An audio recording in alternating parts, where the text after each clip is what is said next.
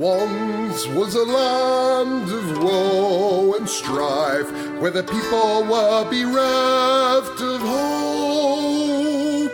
They prayed to their gods of might and light to deliver the heroes of old.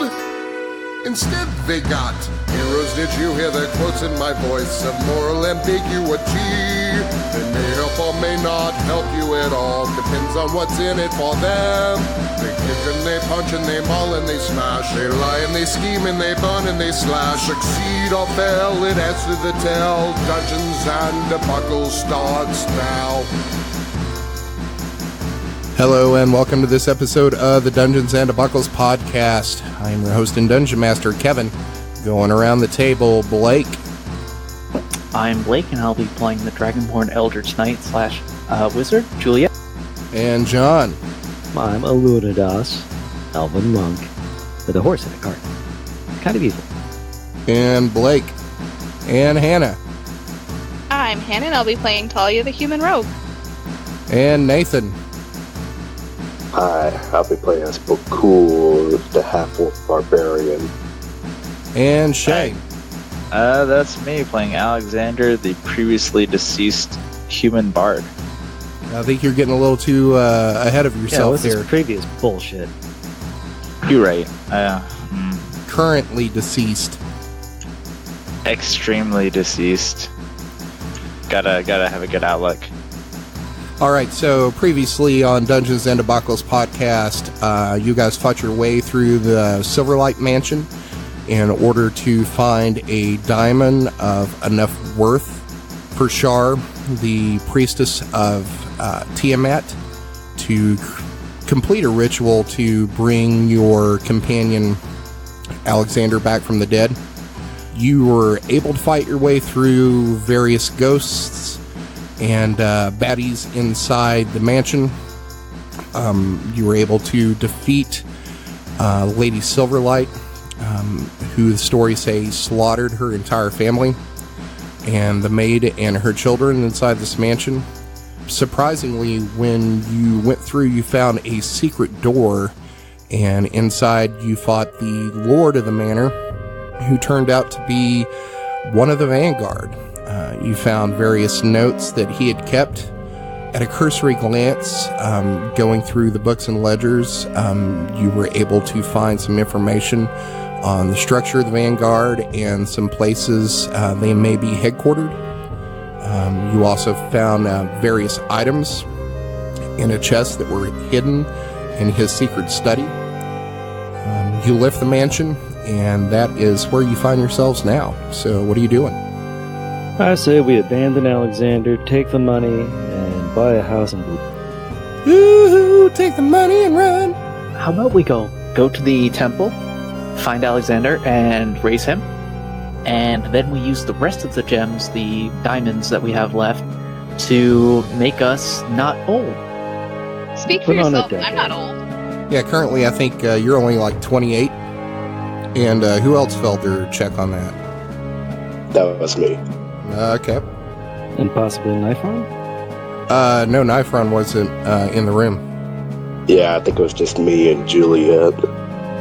I suppose if it's that much of a burden to be in your late 20s, we could, yeah. Sorry, not all of us live hundreds of years. By the way, my character is 24 now. Did you just say that? Did you just say lesser? Yep. I will fight you right now. Deep breath, guys. Deep breath. Let's just get back and raise Alexander. Worry about the rest later. I have a kid with knives. I would not get involved in a fight between the two of you. Sorry. I love you. It's a lover both. Squabble. Exactly. Iolus is hearing that and he says, yeah, she does have knives. Talia's just gonna look at Iolus and roll her eyes. She's deciding that him being afraid of her, while hilarious, is starting to get old because he's kind of a wuss. Kind of. So you roll your eyes and Iolus is just going to harumph. Like he's kind of a little bit proud of himself that he's gaining some courage. He's not afraid of you so much anymore. I think you should stab him. She's gonna put a hand on the hilt of her dagger and just kind of look at him, like turn her attention completely on him. He's going to stick his hands in the pockets of his robe and look away from you. Well, it might be getting old. She's got to keep him in his place. So, can we all agree that we can just go back and get Alexander back, because he's been dead a while now, guys? Yeah, we should definitely bring him back. We should do that. And we can go ahead and turn Juliet back into a whatever she was. Teenager. A young woman. Excuse me. Nifron's going to drink. Nifron's going to speak up and says, "Are we going to chew the fat all day? The sun is coming up, and I'd rather not be on the street walking away from this mansion." Okay, be a killjoy. Let's go. We walk to the temple. All right, so the sun's just now starting to come up over the horizon, and you can already see some stirring on the streets. And you're going to walk down this street, and you walk past two houses down east of the mansion, and you're going to see a dwarven man staring at you as you walk up the street, and he's going to say, "What you doing up there? Up by the Silverlight Mansion? The place is cursed, you know." We heard the stories and just wanted to see if it really was haunted. We're priests of Arathis. We have cleansed it of its curse. Really? That too. You must be Yes, it powerful. should be safe now. You must be powerful priest to exercise that place. What are your names? I am the current priest here of Arathis. My name is Brina Fairghost. Fairghost, do you say? Are you any friend of that crazed paladin? Crazed paladin? No, I have no idea what you're talking about. I came into town a few weeks ago, spouting something about the Red Talons. Had the whole town in a tizzy. Oh, well, I'm sure he's long gone by now, gone off to whatever crazy crusade he is. Paladins are like that, you know. A little too zealous, a little too excitable. Excitable, yes. You're not thinking about stirring up any trouble in the town, are you? No, we're merely passing through. Oh, it's good you cleansed the place. I'll have to go tell the council. Oh, that's fantastic. Spreading the good word of Arathis is always in our best interests. I don't follow her myself, but I hear she's a good god. Who do you follow? The, Forge Father? Our court, of course. I don't remember who that is, so, Half-orc, god of strength. Give me a religion check. I got a 16. I got a 12. Alunodas, you wouldn't have some sort of inkling on this. You would know that, that Cord is a god, that is a god of, like, battle and bravery. You have been encountering it here and there, most notably when you were on the Grass Isle, as the half-orcs followed Cord. Ah, yes, god of battle and bravery. Fitting for a man of valor. Yeah, I don't serve him as much as I probably should. I guess I've gone soft living in this town. But you were living right next to a haunted mansion. Not so. Yeah, I was never really afraid of it. Spirits never left the grounds as far as I heard. I've never seen one. Then again, I'm not stupid enough to go in that place. Discretion is the better part of valor. And we'll take no offense to that. Brahkul, actually, do you follow Cord? I feel like you're someone who might at least know something about this. I feel like you and this dwarf might get along.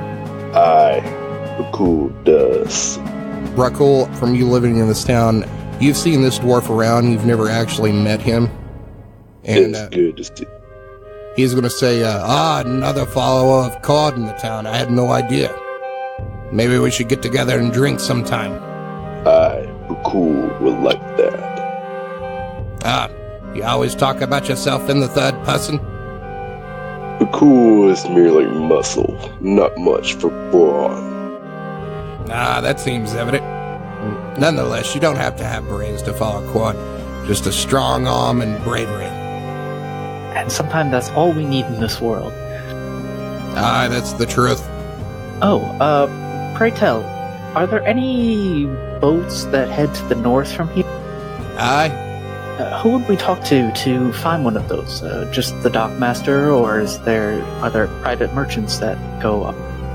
Oh, yeah. There's a dockmaster in town. Don't get a lot of traffic coming through this way, though. Most people come from the mountains. Yeah, just go up to the docks and ask for Darren. Darren, right? Oh, what's your name, by the way, Sir Dwarf? I never got it. Oh, yeah. I'm Sarish. Sarish, it's a pleasure to meet you. You as well. Well, we must be off. We're currently going to say a prayer at the temple and then be on our... The temple? There's no Arathis temple around here. Oh, no, but I do respect your beliefs and traditions in the town. It's not very godly town. You got the temple of Ilmater up there, but her worshippers probably left, I don't know, decades ago. There's one priest up there, white Dragonborn, but don't know why she sticks around. There's no followers here. I'm sure she's a very nice and respectable Dragonborn. I only have seen her a couple of times, never met the woman. Well, it's been a pleasure talking to you, but I think we ought to be on our way. Aye, the day's young. Plenty to do. God be with you. And also with you. And then you stand up and kneel down and stand up for the next 10 minutes. It is meet and right so to do. All right, so he's going to give you a nod. He's going to go back in his house. We will continue on our way to the temple then. All right, so you go north, and there's more people out on the streets now, but you're able to make it back to the Temple of Ilmater, and it's much the same as it was before. There's no one in the sanctuary, except for an elf in a black robe sitting on the floor by the doorway, by the stairs, and his eyes are closed. And as you enter the room, he opens his eyes and looks to you and smiles and stands up and gives a small bow. And he's going to say, Brother Alunodas, you have returned. I prayed to ruin access for your safe return throughout the night. I see my prayers were answered. Are you well? Were you successful? Yes, and yes. We killed a few snooty ghosts, one of whom turned out to be a survivor of the Vanguards. Well, semi-survivor. And retrieved Diamond, as well as some documents about the Vanguard. The Vanguard, you say? That's quite a find. Hopefully we'll be able to use it to our advantage, and hopefully kill the shit out of all those snooty bastards. Yes, I mean, that's a great find, and that information could be instrumental in bringing down the Vanguard. I know you must be tired and your business urgent with the priestess, but I would speak with you when you are done and have some time. Of course, brother. And he's going to give you a nod. He's going to pat you on the shoulder as he walks by and goes out of the chapel and into the street. Perfect. We head downstairs. Okay, so you make your way through the chapel, and you go through that same doorway and downstairs. And this time when you enter this room in the basement of this chapel, you're only going to see Shar there, the white Dragonborn priestess of Tiamat. She's sitting in a chair with a cup that she's sipping out of, and she looks up as you make it down the steps. She sets the cup down and stands, smoothing her dark red robes. And she's going to say, I see you've returned, and some of you look older somehow. Did you get what you sought? We did, sister. But we hope that you're still able to help us. Yes, I've prepared the ritual.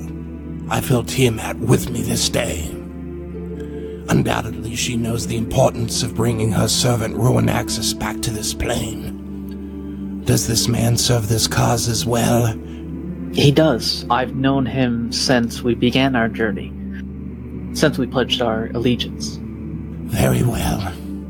Do you have the diamond? We do, and we also have some personal requests. Given our age from some magical curse, we were hoping that some of these magical reagents you might be able to use to make us young again. This curse is just, well, She's all I don't want to titchy be about any it. older. Juliet glares at Alunodas. He grins back at her. How did you come by this curse? It was the result of some sort of screaming ghostly woman. She was quite terrifying and gave this awful scream that simply was timeless, if you will. And we felt our bodies become more frail. I guess in my case it wasn't so bad, but I don't know about Brahkul. His people are they have less of a lifespan than the rest of us. Alunodas turns that into a cough. So Char's going to say, I've heard of this. I believe it's called Horrifying Visage. But I think I can help you out. And she's going to walk over to you. She's going to raise her hands and put them on your face. She turns your head from side to side looking at you. And she says, yes, I do believe I can help you. But first things first, what you came here for? Of course, sister. And Juliet pulls out the diamond necessary. So you pull out this diamond, and it's about the size, a little bit larger than a quarter. It sparkles in the torchlight that's down here. And she's going to reach out and take it, and she's going to bounce it up and down in her hand to fill the weight. And she says, yes, this will do. But I need another diamond to complete the restoration spell, to remove the dagger's grip on his soul. Oh, of Do course. we have another diamond? We do. Well then. I remember there being 2 diamonds. We have 2 large diamonds and 1 regular-sized diamond. I'm not sure which one will do, but... You've got 1 large diamond, and then you found, I believe, 3 lesser diamonds. And I believe you found 3 some... of them? Yeah, and I believe you've had some diamonds from some other hordes that you found. Particularly the Blue Dragon Horde. We might have sold that, but Juliet did buy another one.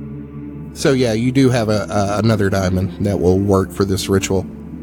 Perfect. So we give her the large diamond, I suppose. And she's going to say, I'll need the other diamond. I have to release his soul first. Oh, okay. So you give her one of the smaller diamonds. Yes. She's going to take it and hold it between her fingers and hold it up to the torchlight and says, yes, this one will do. And then she's going to walk over to the table where Juliet had laid Alexander out. And you see that he's been dressed in a blood-red robe. And there's a copper piece on each one of his eyes. He's pale and obviously still lifeless. His armor and gear are in a pile to the right side of the table, all except for the dagger, which is now lying on his chest. So she's going to take the diamonds that you gave her, Juliet, and put them down on the table. And she's going to say, first to lose the grip on his soul by that demon. And she's going to take the smaller diamond, and you're a little surprised as she takes it and puts it in a piece of cloth and puts it on the ground, and she's going to pick up a blacksmith's hammer that's beside the table, and she smashes it about a half dozen times. And then she's going to pick up the cloth and spills the diamond dust into her hand, and then she grasps her holy symbol and begins this chant. The holy symbol glows a deep red again, and she sprinkles the diamond dust over the dagger, and she chants for a few minutes more, and you can see the dagger begin to glow purple, and her face becomes a grimace with the effort. The chanting gets louder, and she appears to be getting angry. Her voice is now a growl as she chants, and then the purple light becomes red and fades. She stops chanting and takes a deep breath and sighs, visibly taxed by the effort. She's going to turn to you and say, the first step is complete. His soul is freed from the dagger. For now, I must rest a moment. And then she's going to walk over to a chair that she was sitting in and slumps down.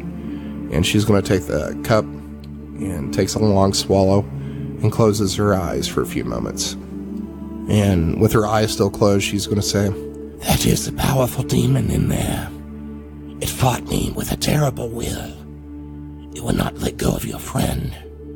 I also felt, heard, something else, someone else, in that dagger as well. Weeping, groveling, a tiny voice, pained and tortured. Jarek, no doubt if the tales are true." And then she's going to finish her cup, and after a few moments, she's going to rise from the chair, and she crosses the room back to the table, and she's going to say, "I must warn you, the man I bring back might not be the man you remember. I will be surprised if he hasn't gone mad from his time in the dagger. I'm sure he was tortured there, and there's still the matter of the curse. He is still bound to this thing, and the dagger. I can't help him with that. I've prayed much on this, and Tiamat is silent. Breaking the curse is beyond my power. He will also need a week, at the very least, to recover and gather his strength. If I'm able to bring him back. Dying is taxing on the body and soul. Shall I proceed?" Please do, sister. Yeah, why not? Last chance, Shane. So Shar is going to lean over Alexander's body again and grasp her holy symbol of Tiamat with her left hand, and then puts her right hand on Alexander's forehead, and she moves her hands down and picks up the copper pieces from each eye and then throws them over her shoulder. She begins a low growling chant in words you can't understand. Does anybody here know Draconic? I do. Does. Alright. Yeah, Alunodas does. You would recognize what she's saying.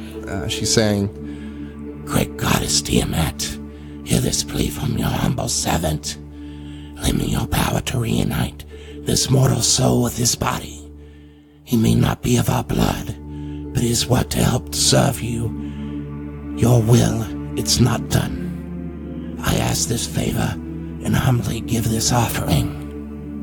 and then she's going to pick up the diamond by Alexander's head, and she hovers it above his chest for a few moments before she appears to crush the diamond in her hand, and it disappears into a flashing red light.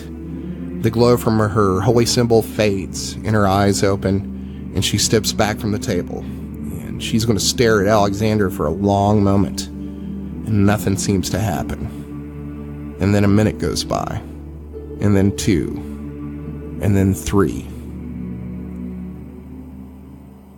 Alexander, you find yourself in almost darkness.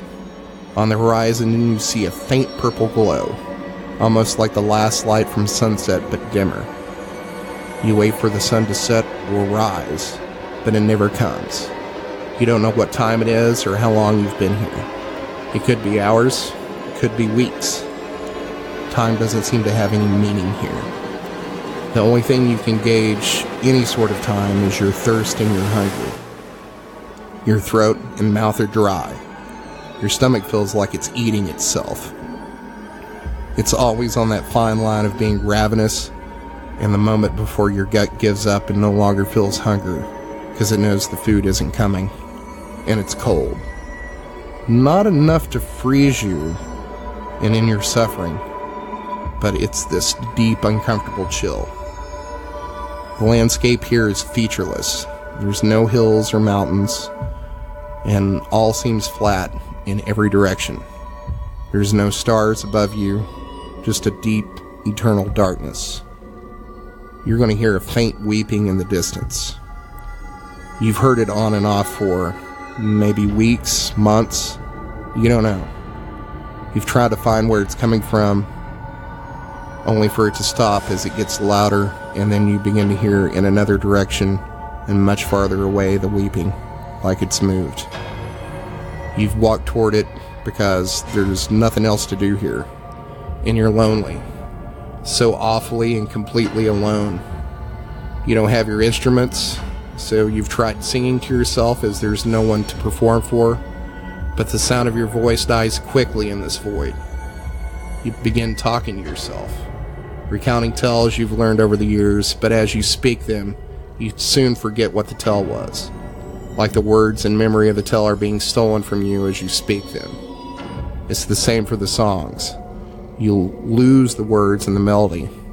After a while, you just stop, trying to preserve the tells you know in your mind. You begin walking and talking to yourself. But after a while, that doesn't help anymore. You, for the first time in your life, are silent. You wonder if you're becoming mad, but you think to yourself, if I'm wondering if I'm mad, that means I'm not mad yet. Soon you begin to walk towards the weeping again, and you seem to be gaining this time. It's getting closer, and finally you can see a small shadow in the distance. You don't know how far away it is, but it stands out like a mountain against this featureless plain. After what seems like days, you finally come upon a small halfling, kneeling on the ground with his head in his hands crying. He's wearing rags of what looks to have been once fine silk garments and a colorful patchwork cloak. He looks emaciated, like he's cried out whatever moisture there was in his body, and he doesn't appear to notice you over the sounds of his weeping. Kill him and take his stuff. I will walk up to him. Yeah, I'll try and get his attention by tapping on his shoulder. So you tap on his shoulder, and he recoils away from you and runs a few steps and then crouches down and says, "Who are you? Get away from me!" Who are you? What are you doing here? You know who I am. Why are you trying to trick me again? It won't work. What do you mean? You know what I mean. Get away from me, demon.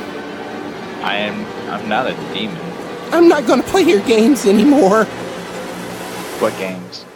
My name's Alexander. I'm just a random bard. Another bard?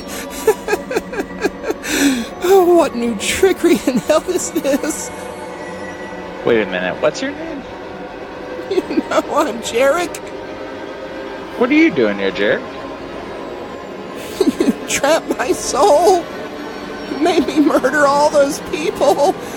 My friends, my family. Just so we're clear, Jarek, I'm not the demon. That's exactly what you would say. Get away from me.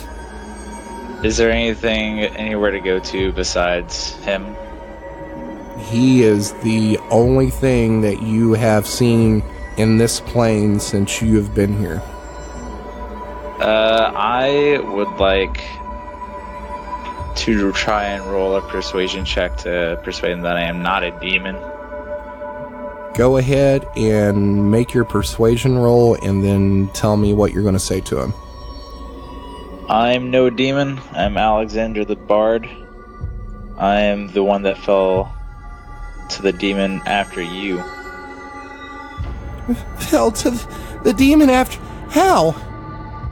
I found the dagger on your corpse in an old tomb that we were rummaging through. I didn't realize it was the dagger containing the demon that haunted you. Then you're cursed just like me. We're doomed. I don't think we're doomed. I've got some friends on the outside of wherever we are right now that should be able to help us out. Hopefully. Doubtful. Friends? You didn't kill them or drive them away? No, they're not the best folks, but they don't really care one way or the other. You will. They'll watch them die by your hands. The demon will make you do it. There's nothing you can do about it. Oh, they'll probably kill me first. That would be a mercy. The best you could do is just run away. Go find a cave to live in until it takes you. It's hungry. I'm sure you know that. Yeah, I've learned that part.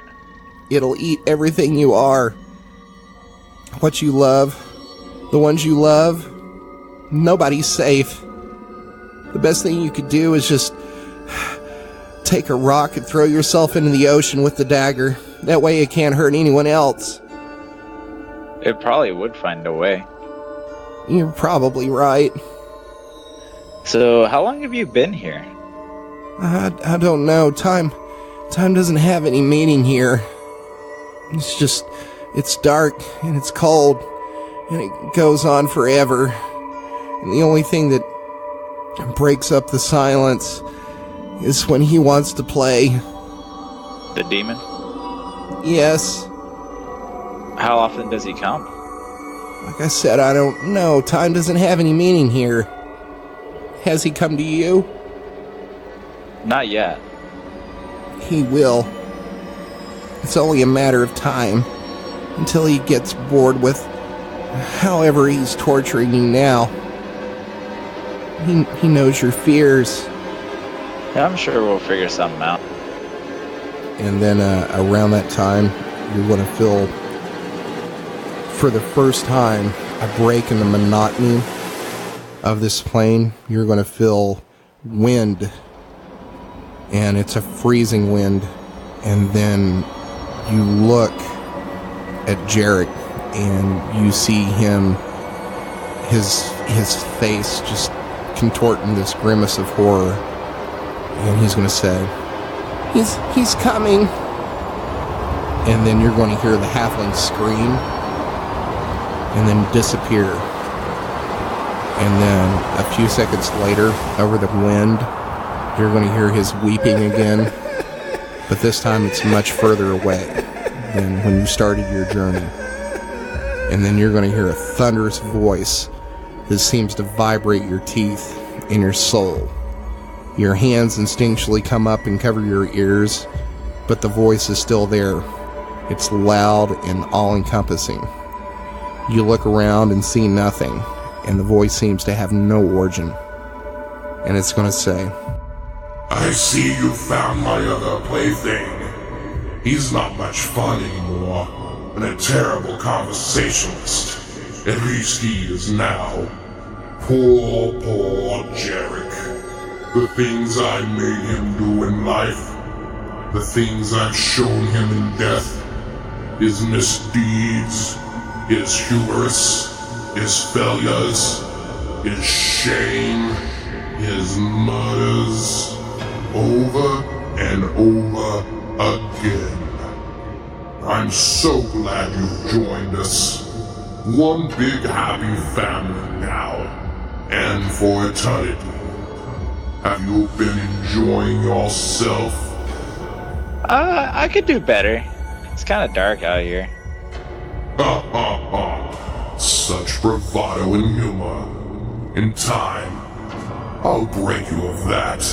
I think we'll have to see who breaks first. I will enjoy finding that out, Bard. So far it's been too much fun isolating you. No one to talk to, no one to sing to. It's been quite delicious for me to watch, stealing your words and your songs from your mind. I offered you power, and you ignored me. You starved me. Now I will starve you, in body and in spirit. I will relish watching you slowly starve and go mad, but not too mad. There has to be something left of your sanity for me to torment. But I will break you, make no mistake. You will grovel to me. On your knees long and worship the great demon Ornan. Your name's Ornan? Yes, a name you will grow to fear. I shrug my shoulders.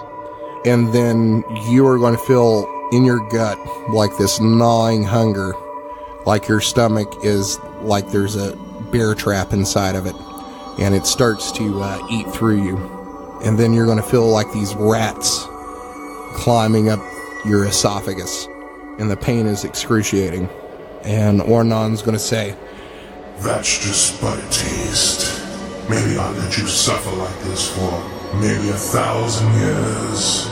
And then we'll move on to the next delicious torture.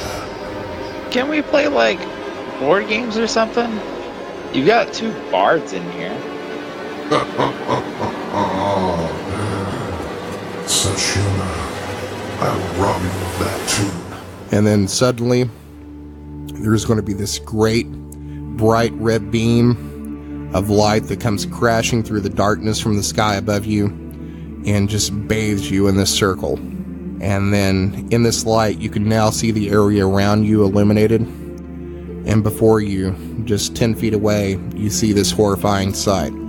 Kind of looks like a squid, but it's as big as a house, floating feet above the ground, with dozens of tentacles coming out in every direction. The body is covered in fanged mouths, and at the end of each one of these tentacles is a gaping, toothy maw, and they dart out toward you to try to grasp your body.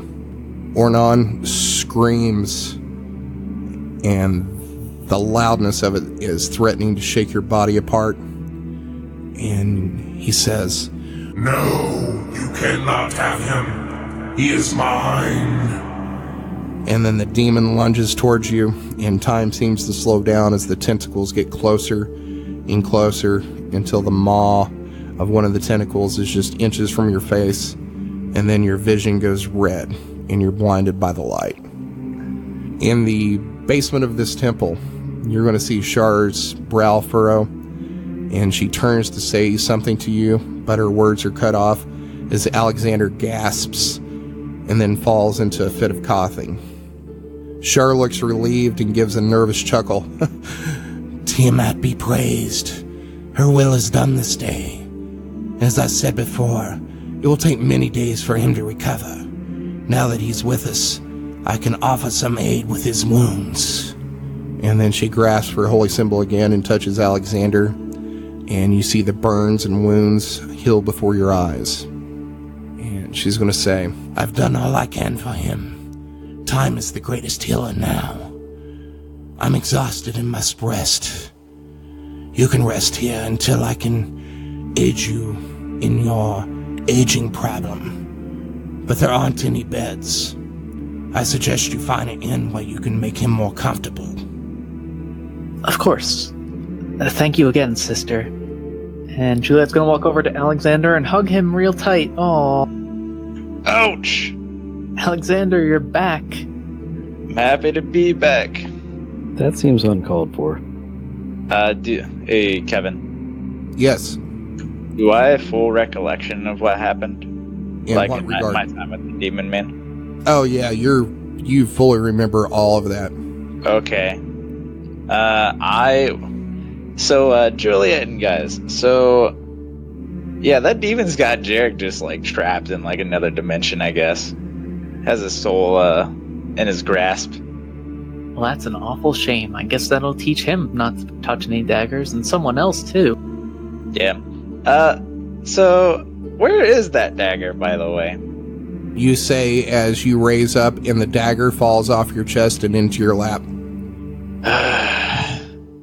Yeah, get rid of that thing. Currently you're off its possessed list? I'm not sure how that works, but... Oh, what, I'm severed from it? That's what Char said, yes. Yeah, let's get rid of this thing. Anyone have, like, a box or something?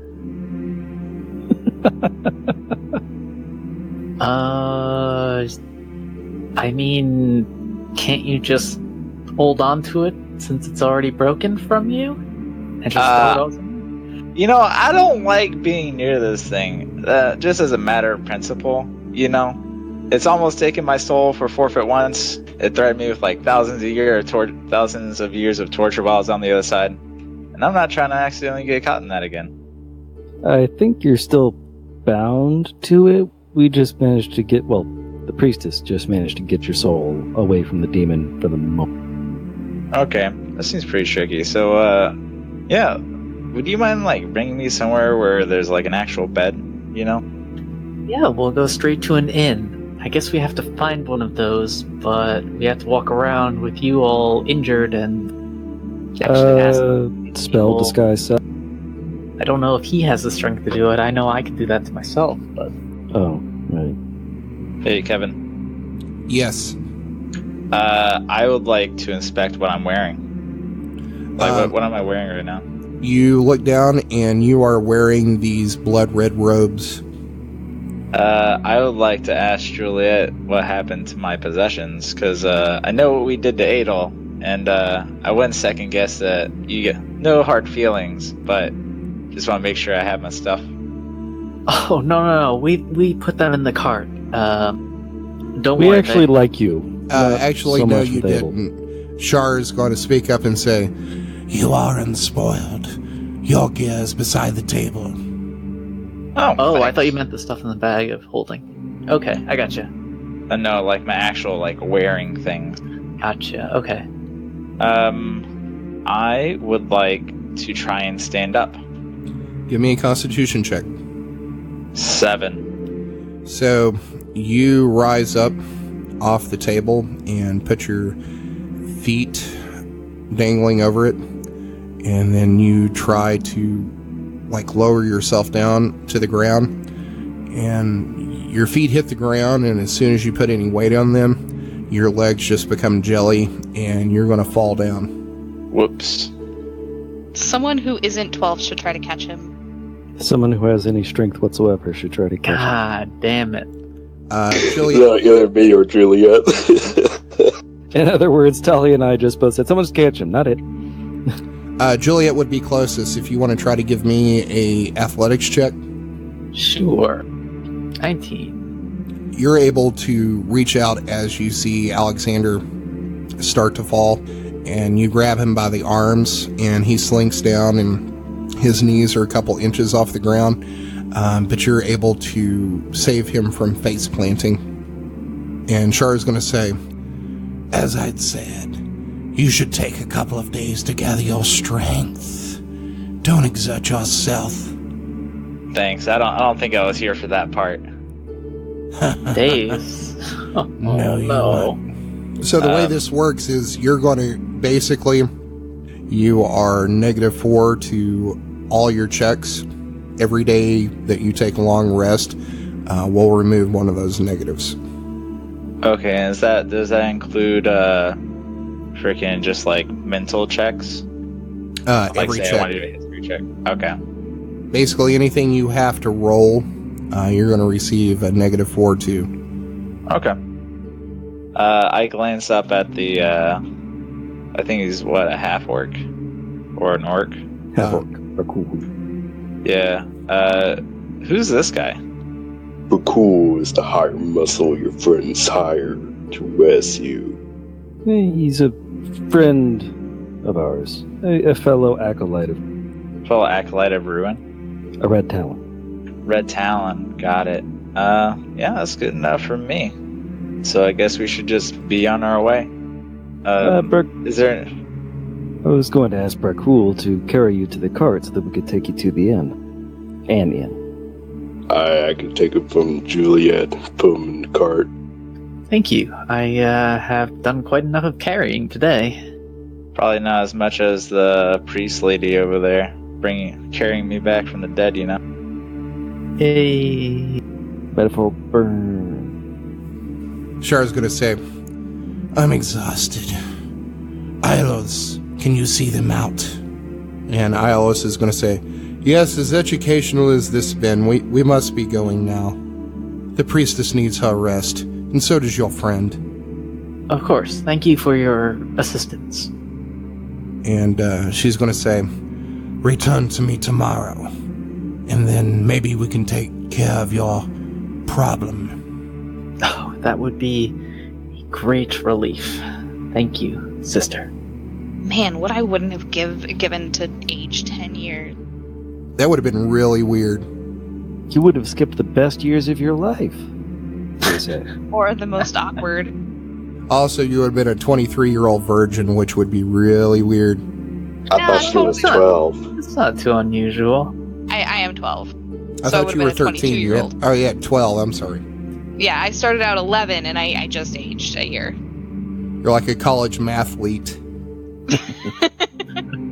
Alright, so we are going to take Alexander to the cart and find an inn. Brahkul, would you happen to know where an inn would be in this town? I gotta do a history check or something. No, you're from this town. You would be able to direct them to any number of probably 5 inns around here. I know about 5 inns we could go to in this town. Any of them have ice cream? Brahkul does not know what ice cream is. That's okay. Which one is like the middle of the road in terms of cost and actually, you know what? Take that back. Which one has bathtub? Brahkul would know that there is about a middle of the road inn called the Mountain's Rest that is right here where I'm pinging on the map, about the center. That is a fairly respectable inn with bathtubs and food. There is this inn called Mountain's Rest that has what you seek, young Talia. We should go there because I am in desperate need of a bath. That sounds like a wonderful idea. You guys make your way up the stairs with Juliet and Brahkul carrying Alexander out through the chapel and out to the cart where you set him down. And then Brahkul is going to lead you to this Mountain Rest Inn. You get to the outside of it, and it's a pretty humble inn. It's 2 stories, made of wood. It hasn't had any paint or anything like that. It has a thatched roof. You walk inside, and at this point in the day, it's probably about 10 a.m. There's really nobody in here except for an innkeeper and a human boy who looks to be about maybe 14 years old sweeping up. Talia is going to see the boy and blush a little bit and not know why. As you walk in, he looks up and stares at Talia and gives you a wink. Damn. Talia's gonna nudge Juliet and be like, "What's happening?" What? What's going on? Did he threaten you? Do I punch him? No. I can punch him. No, everything's fine. Everything's fine, Uncle Luna. Let's just find a room. So the Oh boy, yeah, I forgot. The nickname we gave Juliet last session was Mama Juliet because she's 28 now. Well, I guess I'm technically an Aunt Juliet already. That's implication of older. No, because at 28, you'd at least be an appropriate age to be a mom to Talia. That's true. You are We right. don't know how Dragonborns mature. They could start laying eggs at age 6. 6. Nope, it's at 15. Yeah, it's at 15. We figured that out today. Not that we did research for 10 minutes or anything, but We know. totally did. so this boy sweeping up the floor is going to hear Alunodas say, "Should I punch him?" And then he is just going to give you this horrified look as he stops sweeping, and then he is going to walk off towards this back room and disappear. Talia's gonna lightly smack Alunodas in the arm and be like, "Good going." Yeah. Chase that little punk away. What did he want? Alunodas. He's got cock block +5.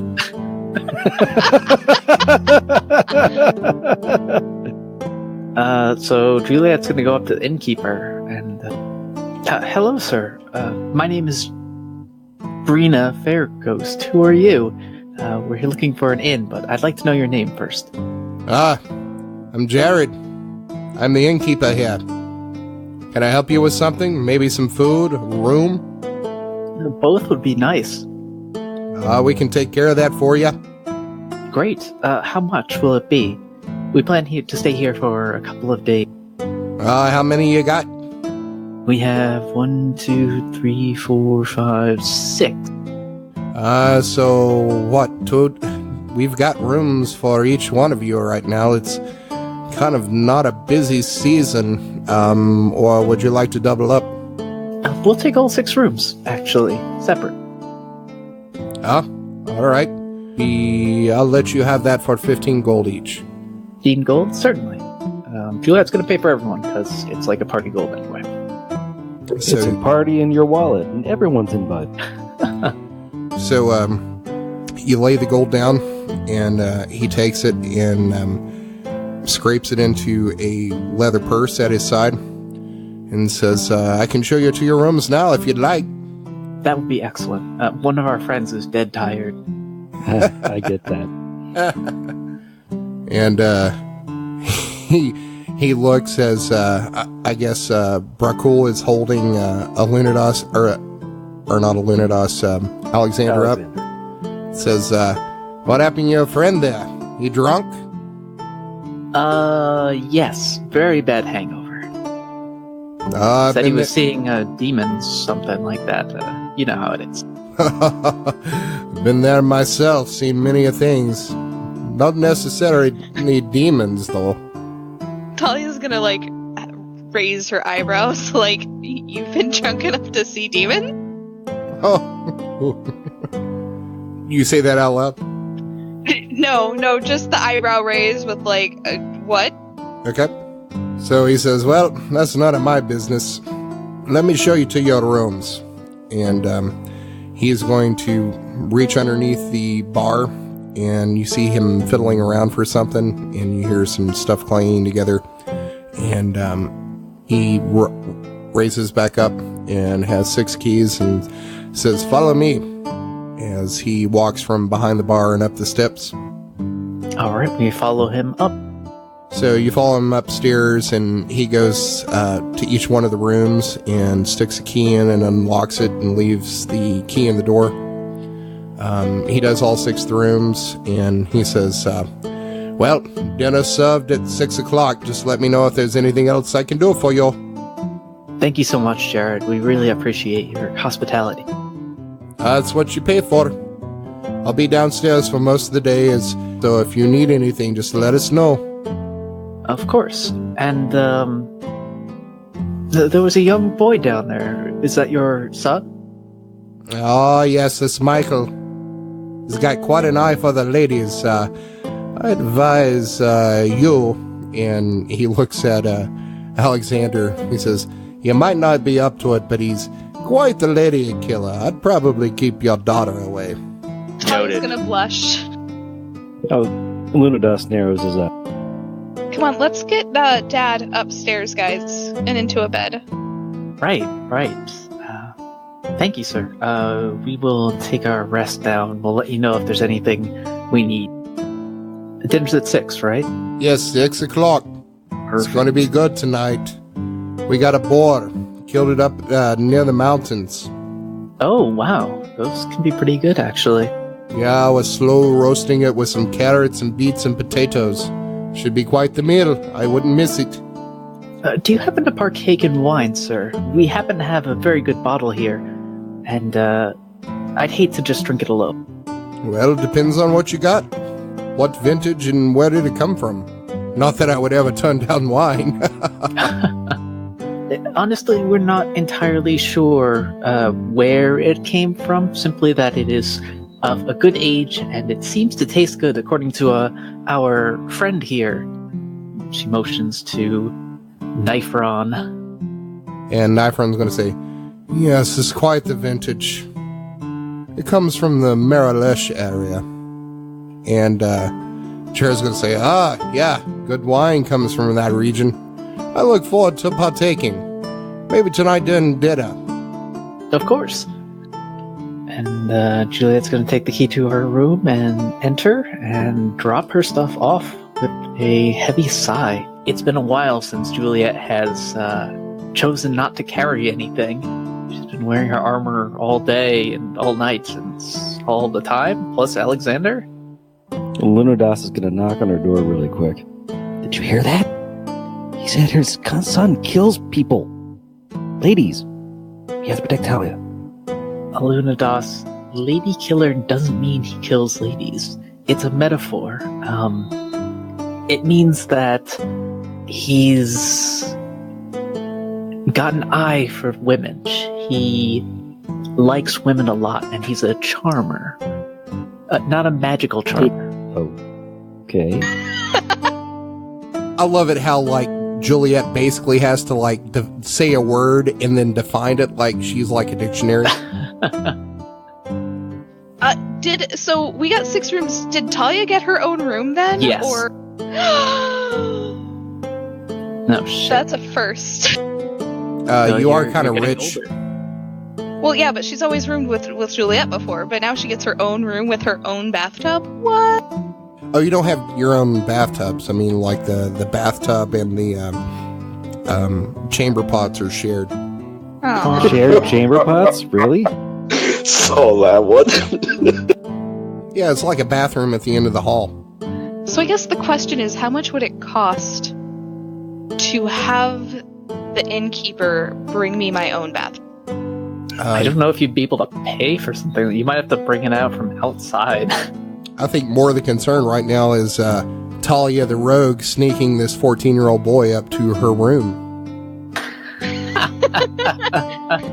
Hush, Kevin! Don't ruin her plans. Alunodas is going to be checking. He still thinks the kid likes to kill people. The other kid, Talia. He's worried about the kid killing Talia, even though he really shouldn't be. He's worried about the kid killing Talia. He's okay with Talia killing people, but if other people try to kill Talia, then he's not happy, and he still thinks the other kid is trying to kill Talia, even though he doesn't really. Well, let's put Alexander to sleep, and maybe we can figure some other stuff to do. Or cool, maybe you know what we can do in town. Or maybe we could just rest here for the day. Is there a good smithy in town? Brahkul would know that there's a couple of blacksmiths in town, and you also know from what Iolus has told you that he is an enchanter who helps out local blacksmiths selling magical items. I relay this to the party. Talia's going to ask if there's one in town that could help make. I've described it before, where it's a device that'll hold a dagger on her forearm, and when sprung, it can push it forward so that she can take a hold of the dagger. Is it like an Assassin's Creed thing? Very similar to Assassin's Creed, but it doesn't it holds a dagger that you can actually hold in your hand and remove from the device instead of just being a blade that comes out and stabs people in the neck. Although that would be cool too, but I don't think she would find it nearly as useful. Brahkul would know that there is a master smith down below the creek, goes out to the coast. There's a dwarf named Master Farron, who is one of the best blacksmiths in town that may be able to do something like that.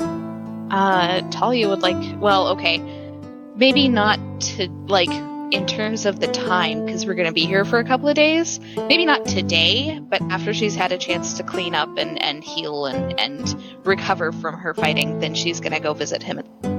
Brahkul, do you relay that information to her? Yes. All right. So at this point, I guess you're putting Alexander in a room, in a bed. We should set up watch times so that we can keep an eye on him and make sure he stays okay and also stays in his room. You've heard of Elf in the Shelf. Get ready for dead on a bed.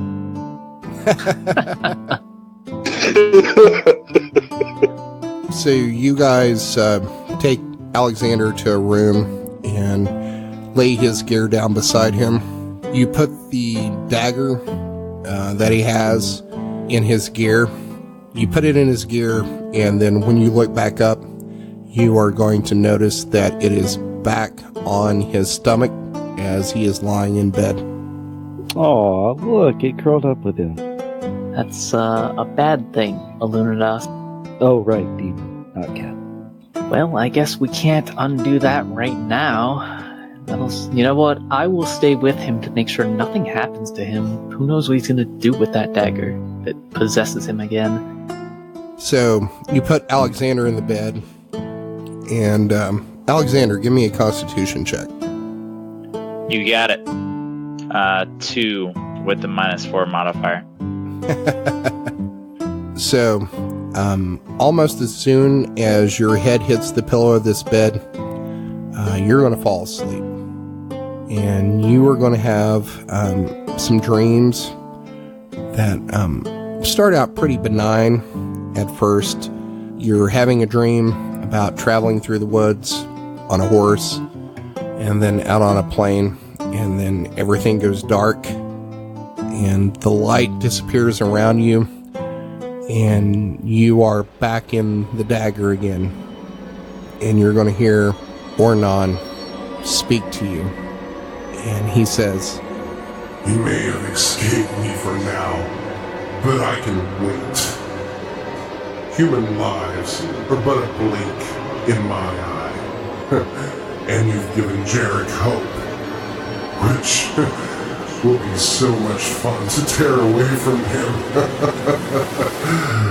I'll be waiting and hungry. The best you can do is feed me.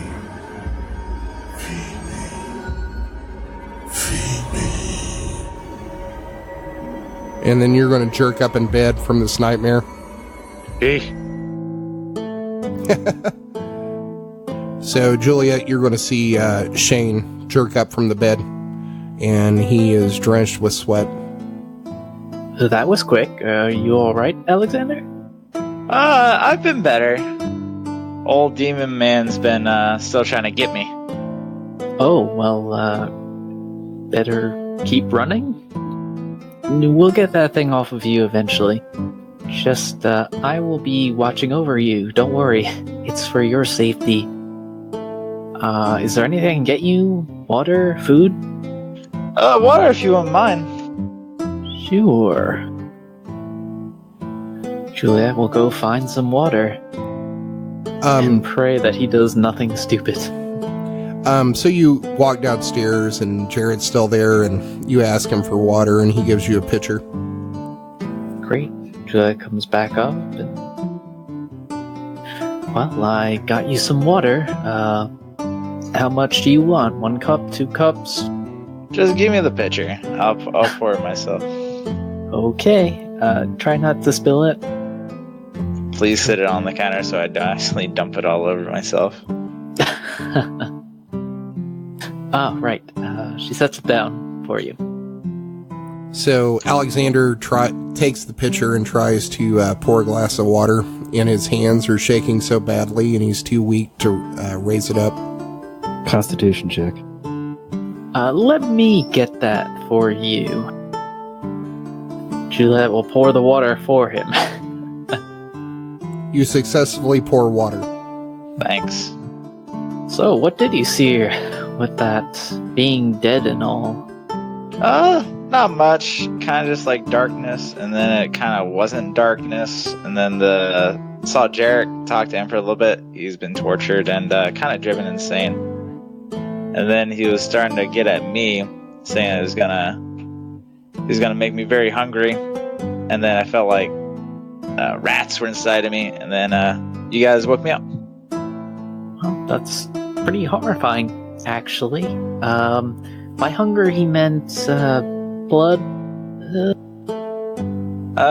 He said that I did not give him enough sustenance, so he was gonna make me hungry as payback, and so it made me very hungry, and did some very bad things. Not a fan, actually. Wouldn't try it again. Ah, right. Well, if you could resist your urges, that would help all of us a great deal. We don't need to be known any more than we already are. Easy enough. I don't think I could walk around and talk about it anyways. We will make sure to lock your door at night so you're safe. At this point, you are going to hear a knock on the door, and Nifron is going to let himself in. Oh, Nifron. Unexpected pleasure? No one expects Nifron. Oh, the comfy chair! So, Nifron's going to say to Alexander, "How are you recovering?" Pretty good. Can't really lift water or anything crazy. But, hey, I'm alive, you know? Yes, that's something. What of the dagger? Still attached to me? I don't think the demon's quite back on my tail yet. I'm sure it's not done with you, as you're still bound. Are you going to be a problem? Only for the ladies. No, I don't. He can't really influence me quite yet, but he likes to talk to me every now and again. Not a fan. I try to ignore him. If the tales are true, he will influence you, and all of us are at risk. We shall be watching you. Don't worry, we're not gonna kill you. We don't want to have to that whole racing thing again. If he is a problem, and he will be if the tales are true, I will put you down myself like a rabid dog. Can I at least be a dog that, like, you don't want to put down? I don't know what that means, Bod. Never mind. I have my eye on you. And then Nifron is going to turn and walk out of the room and close the door behind him. How safe he makes us all feel. So, Alunodas, what are you doing? I was thinking of wandering down to the docks. Okay. Seeing if there were boats that would take us up the river. All right, so you wander down to the docks, and there's quite a few people out here this day, and you see 2 flatboats currently docked, and they are loading up goods. I wander over and ask them if they're heading upriver toward Fate. So you approach one of the boats, and there's probably about 4 people working this boat, and there appears to be a human in his middle years with red hair who's directing cargo onto the boat. So you go up to him and ask him, and he says, "No, going down river, taking some goods coming across the mountain down to Ashmash." Oh, well. Sorry to bother you then. And I move on to the next boat and ask Ben. Okay, so you go to the next boat, and there is a dwarf that appears to be given orders here. This is a much larger flatboat, but still it doesn't seem like it would be large enough to handle your horses and the cart. And the dwarf's going to say, we'll be heading back upriver in a couple days, but we got to make a run down to Ashmash first. Oh well. I guess we'll be hoofing it. Yeah, because we have horses. Suit yourself. I guess I'll wander back. I'll be wandering back to the inn. Okay. And that was, I actually rolled for that to see who was going up river and going down. They were both going down river. Whoops. So, Lundosh, you walk back toward the inn, and you're going to see Luggermouse waiting for you outside. Luggermouse, how are you, brother? I am well. I would speak with you. Of course. May we go somewhere more private? Definitely. I have a room upstairs. Shall we? We shall. So you walk in the inn and go upstairs, and everybody at this point are in their rooms. You go to your room. You walk inside, and Luggermouse closes the door behind you. And he's going to say, "You look haggard, brother. What happened in the mansion?" We fought some troublesome spirits, faced some enchanted objects. Nothing too horrific, but a little bit tiresome. Yes, you look tired. So how have you been? Well, it's different being out in the world instead of up in the monastery. The people are dishonest, as you'd expect. And very few people seem to want to free everyone access.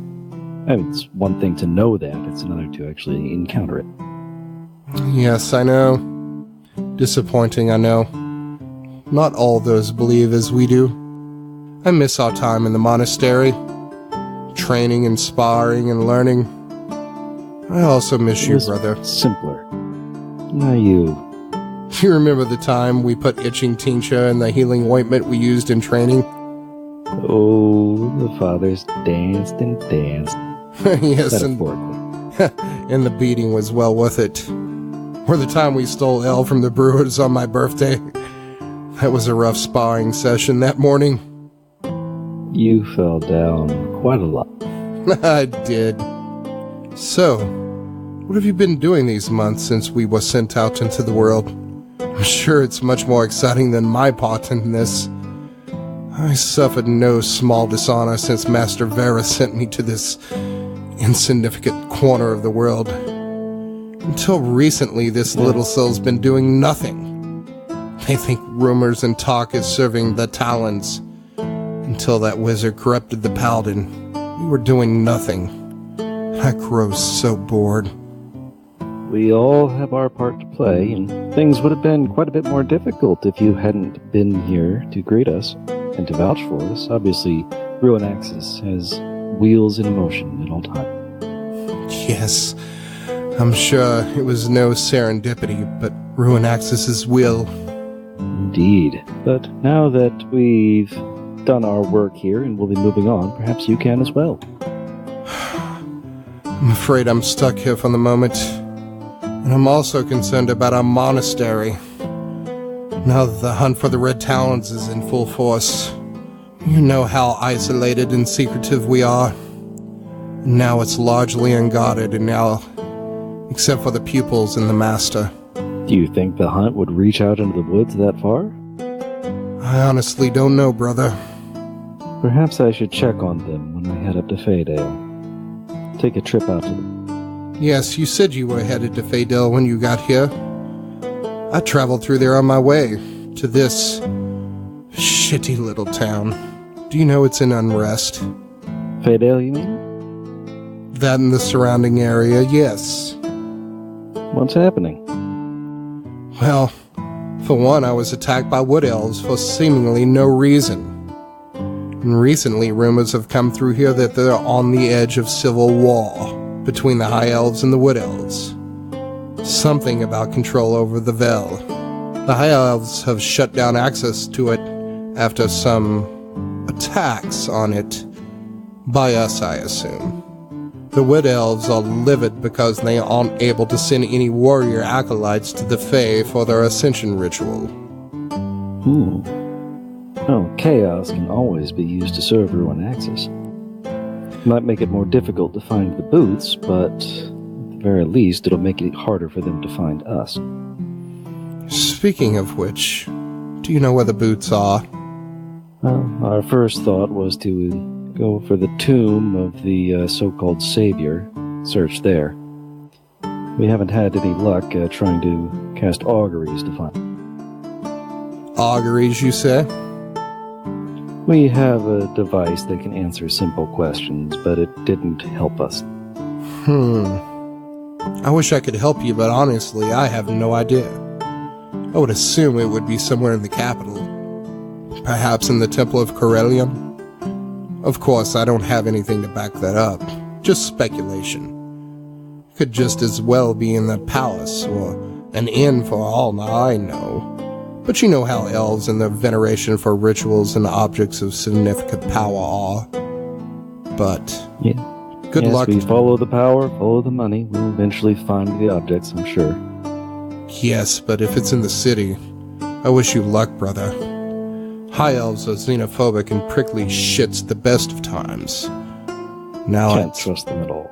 No, not at all. But now I would expect Veld, if not outright hostility to outsiders. Yes, that'll make it somewhat difficult, but at the very least, we're not wood elves, so they won't have too much cause to suspect. Yes, but unfortunately, you may have to get through the wood elves to get to the city. Like I said, I was attacked in the woods by them. We'll have to see what we can turn to our advantage. I wish you luck. I wish I could come with you. Maybe you could turn this town into a hotbed of Ruin Axis activity. Convert some of the younglings. I don't know. There's very few people in this town, and the ones of here hold to no gods as far as I know. Such a shitty border town. Really all you care about is what little money they can get. Perhaps open up a branch of the monastery. Start your own school. I don't know if that's such a good idea to bring that sort of attention upon us right now, brother. Oh, in times of trouble, people are always wanting to find peace and tranquility, and the teachings off, along with punching. You're not wrong. Promise me this, though, brother. If you do get back to the monastery while you're up north, give my regards to Master Varus, and perhaps encourage him to release me of my duties here and place me where my talents are much better suited. I will pass your words along to him. I thank you. I'll let you go now and rest. Thank you, brother. It was good speaking with you. And you as well. And Lagermouse is going to leave the room. And I think that's probably a pretty good place to end it right there. Thanks for listening to another episode of the Dungeons and Debacles podcast. If I could ask a halfling-sized favor, give us a 5-star rating and review on iTunes. It's the best way to support us. New episodes come out every Monday, so make sure to check your podcast app. Do you have an idea to make the podcast better? Tell us about it on Twitter or Facebook. You can also check out our website to see all the maps, lore, and characters at dungeonsanddebacklespodcast.com. And now a word from our fantasy sponsor. Are annoying adventurers stealing your treasure and slaying ye hard-earned magical beasties? An expertly crafted dungeon may just be what ye need. Hell, I'm Brog Stoneshield Jr. of Stoneshield & Sons Dungeon Contractors. When me pal started this business, he had but one philosophy: help people protect what they worked so hard to get. We have free in-tower consultations to design a lair just for ye needs. Our expert dwarf and stonesmiths will help you build a dungeon of your dreams, and we can work with any budget. Spike traps, we got them. Flame pillars, no problem. Bottomless pits, we're the best in the business. Do you already have a dungeon and want to upgrade? We can help make it even more secure. With a combined 600 years of experience, there's no dungeon too big or too small. We do them all. Just contact Stoneshield & Sons Dungeon Contractors for all your dungeon needs. Music you heard on this episode was Serpentine Trek, Holy Rites, Teller of the Tales, and Welcome to Horrorland by Kevin MacLeod at Incompetech.com. Licensed under Creative Commons by Attribution 3.0 license. CreativeCommons.org/licenses/by/3.0.